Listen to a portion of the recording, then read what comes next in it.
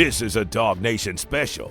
Unmatched coverage of UGA in the postseason is brought to you by Kroger, Royal Caribbean, Jittery Joe's Coffee, and the UGA Bookstore. Good evening, DawgNation. Welcome into DawgNation's postseason coverage. We're live here in Athens, where a couple of minutes ago we had a chance to really kind of a rare thing. Watch about 15 minutes of Georgia practice, and I mean, Cody, I guess the best I could tell, it was actually real practice. It was not the yoga or the calisthenics, but it was some version of real practice. You'll see a lot of these videos, obviously, on our show and, of course, the DawgNation YouTube page as well. Play polish, pass completions, handoffs, offense, defense working together. We saw a lot of that. Yeah, we never get to see practice anymore, so what you forget is, like, how fast-paced Kirby Smart's practices are. Every guy was sprinting from drill to drill, and it was nonstop. How many reps can we get? Kirby always says, and that's what you really get. Now, my video was shot at half speed, so it doesn't look nearly as fast. The other part that we got to hear from was Kirby on the microphone, which we hear so much about. We got to hear it in person, which was fun. Kaylee, I mean, I guess I would mention that too, the fact that, you know, one of the things that we get a chance to see rarely, but sometimes, is at practice how active the Georgia coaches are. You know, when I was a kid, it was like Vince Dooley up in the tower, like Bear Bryant up in the tower, not in my lifetime, but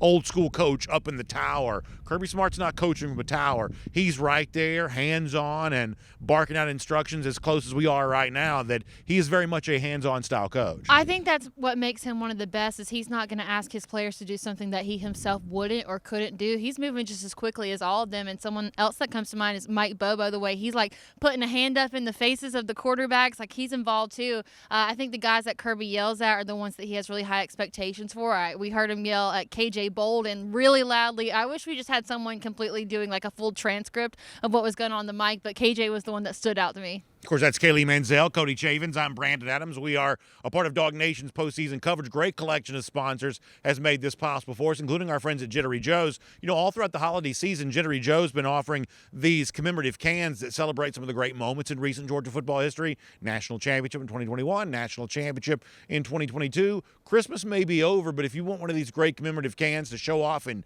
your kitchen or your man cave or your basement, wherever else, Jittery Joe's a great place for that. The delicious coffee of Jittery Joe's, you know, it's been voted Athens best like 14 years in a row. Go to jitteryjoes.com. You can download the app. You can get great savings in your next beverage. And if you'd love to bring the taste of Jittery Joe's to your hometown, well, they've got franchising opportunities right now as well. All of the information you need is online there at jitteryjoes.com. Check that out for more today. Cody, I'm also curious what else jumped out at you. You know, when you're there at practice, because we see it so rarely, you're just looking around and trying to absorb as much as you can. What else stood out to you as you got a chance to see this here today? So earlier today, we got to hear from a lot of the players. You can find all that on our YouTube page. And one of the things I kept asking the players, you get this month off. Kirby is always worried about tackling when they get to this game, whichever it is, the bowl game or a playoff game. And so I was interested to kind of walk down and see what the defense was doing tackling-wise. It was a lot of tackling dummies.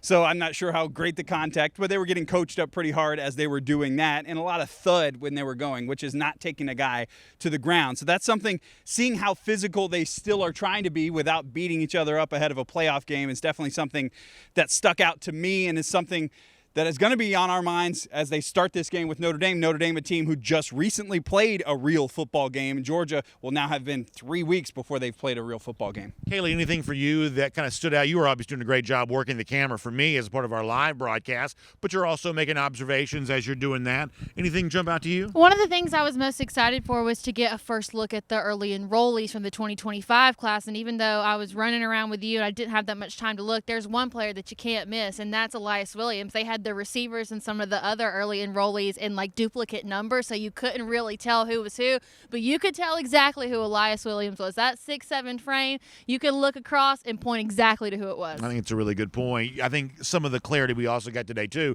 this kind of confirms what Kirby said in the past.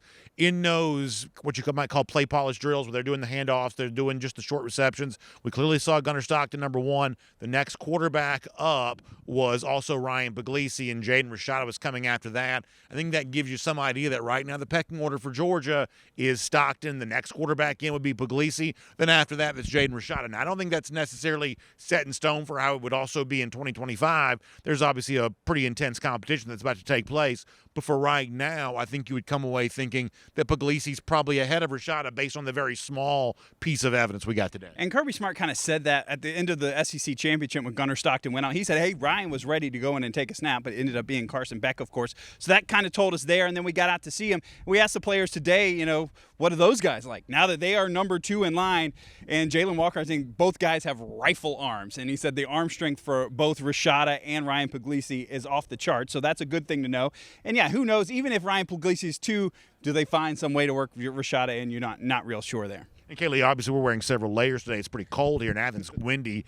I'm reminded that this is sort of what Georgia played for, right? Georgia did not have to go to State College and play on the road. Georgia didn't have to go to Notre Dame, where it was very cold for their game against Indiana. Georgia had the privilege today of practicing indoors, at least mostly indoors. Offensive linemen were working a little bit outside, but mostly practicing indoors because Georgia's going to play next Wednesday indoors. Because of Georgia's position as a top 4 seed, they'll essentially play either indoors or warm weather climates for the rest of the season. That's kind of what happens. When you win the SEC, you get to bye. You're in the spot in the quarterfinals. You get the chance not to have to worry about these elements. Cold on the outside, but that's not a problem for Georgia right now.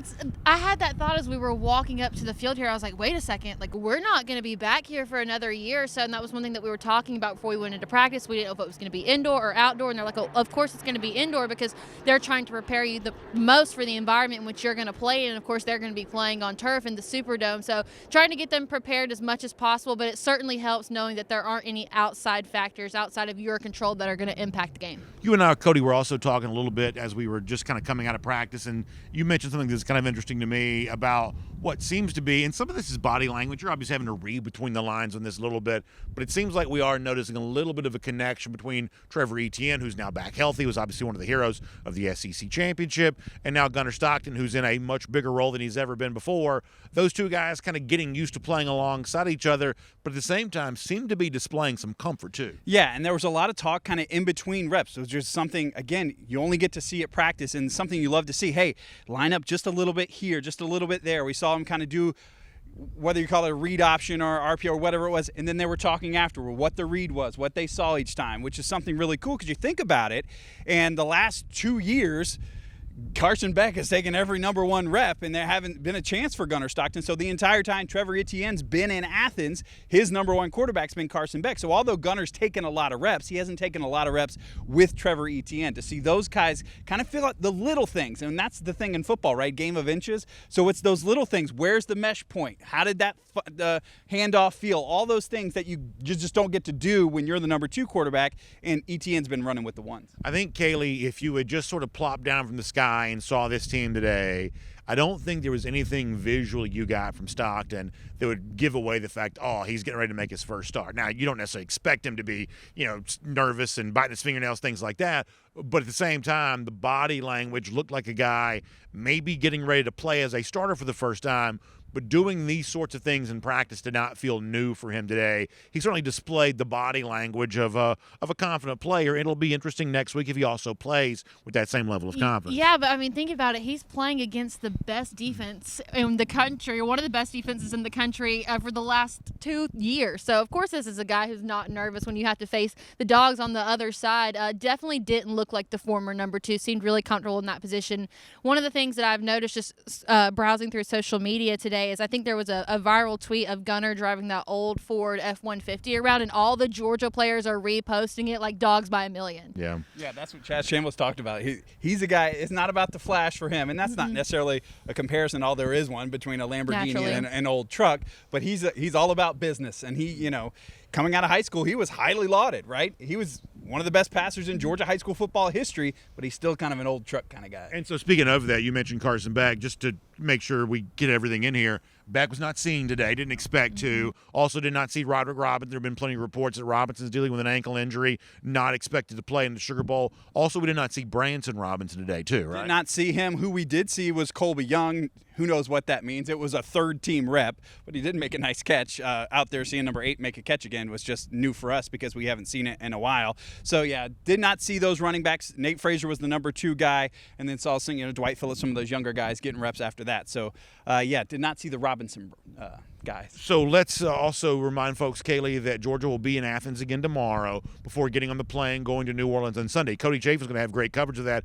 as they arrive there at Louis Armstrong Airport. But as far as all of this goes, the action for Georgia in New Orleans, we're only about 48 hours away from this team being in the city, on the side of the game, getting ready for all that, and obviously DawgNation is going to be on hand for all that too. Yeah, I'm excited, and I know that they're so prepared. What they've endured this season, going on the road and playing in these tough games in the toughest conference, like they're so ready for this moment, and they're just going to have to be them and continue to do what they've been doing. I'm not really worried about the game at all. I wanted them to play Notre Dame so they could be the one to take them down, but this was a team today that looked comfortable within themselves and looked ready to play. Cody, how about a final thought from you, what you saw today, what you expect to see over the next couple of days? My favorite thing is, that Kirby let us see real practice, right? That we talked about that off the top.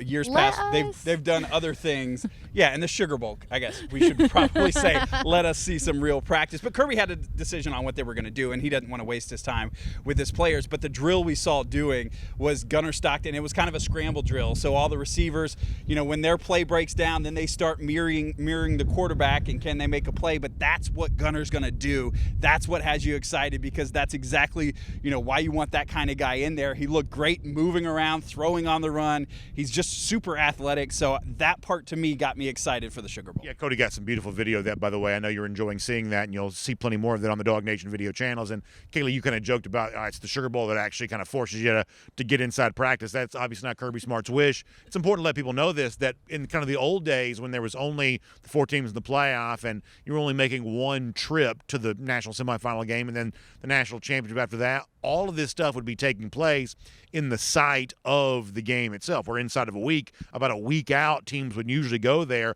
because of the fact that you've got, a quarterfinal trip and then potentially a semifinal trip for the winner.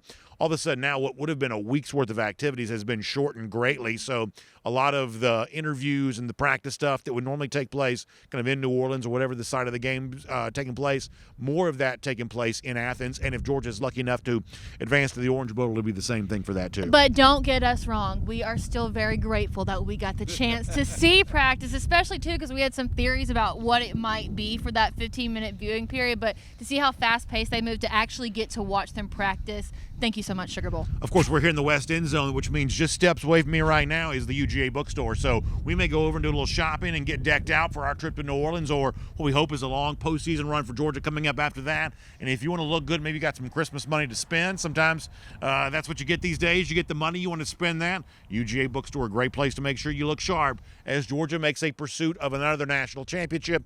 And we appreciate the UGA bookstore being a part of our postseason coverage here on video throughout this run for these Dogs, as we say, hopefully on their way towards another national championship. So the next time we speak, it'll be in New Orleans. Cody will have you for the team arrival there at the airport. I'll see you Monday morning for DawgNation Daily. We'll do it live during Media Day. That means the entirety of the Georgia assistant coaches, most all the players, and kind of a free-for-all. We'll be running around, talking to as many folks we can talk to, seeing what we can get. Kaylee going to be a big part of our coverage there, too, and, of course, throughout the week from New Orleans. Happy holidays, Happy New Year. Looking forward to a fun one. We'll talk to you soon right back here on the DawgNation video channels.